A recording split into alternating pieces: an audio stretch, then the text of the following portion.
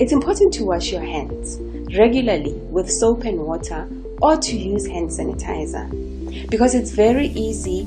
to touch surfaces where the virus could have fallen because somebody that is infected with the disease coughed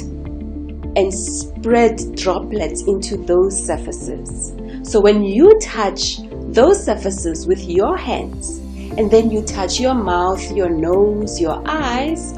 you then can infect yourself. So it's important for everybody who coughs to cough into their flexed elbow,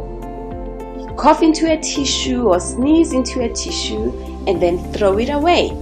This will help with reducing the spread of the